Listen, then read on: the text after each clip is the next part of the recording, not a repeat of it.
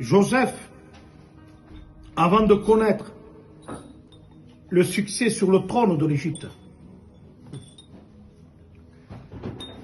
a connu l'école du rejet de ses frères, transcrit par le puits.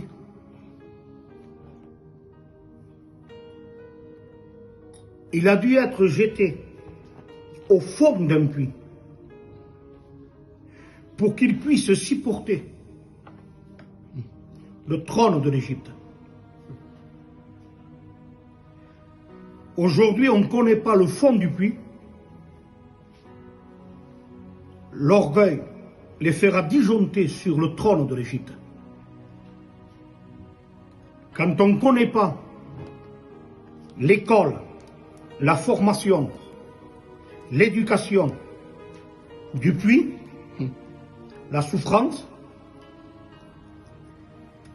eh bien, on ne comprendra jamais comment gouverner, gérer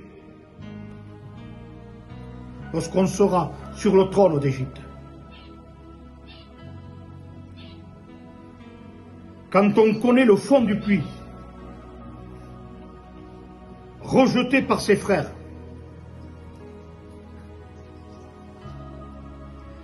ce puits-là nous rendra capables, lorsqu'on sera sur le trône de l'Égypte, de pardonner nos frères, de dresser une table pour manger avec eux. Lorsqu'ils viendront nous voir dans la famine, on ne les reprochera pas de nous avoir jetés dans le puits. On les remerciera même de nous avoir jetés dans le puits, car telle était l'école de Dieu pour occuper la place qu'on peut avoir aujourd'hui. Que la pédagogie de Dieu, l'école de Dieu, devienne la priorité des serviteurs, des candidats, des étudiants. Oui, Dieu choisit pour former, Dieu choisit pour qualifier, avant d'envoyer. Car avant de courir, on apprend à marcher. Et avant de marcher, on apprend à rester debout. Et que Dieu nous fasse la grâce de rester debout dans la foi, debout face à toutes les hérésies, les caricatures, les fausses doctrines, le faux, le presque vrai, le mélange, la légèreté, la mondanité.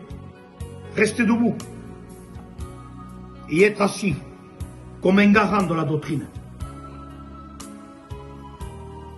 Si quelqu'un, je termine avec ça,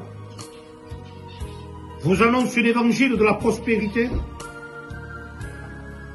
un évangile où tout est permis, l'évangile du mélange, l'évangile de la tolération, l'évangile familial, gitan, quelle qu'elle soit la race, Paul dira, même si un ange vous annoncerait notre évangile, qu'il soit anathème.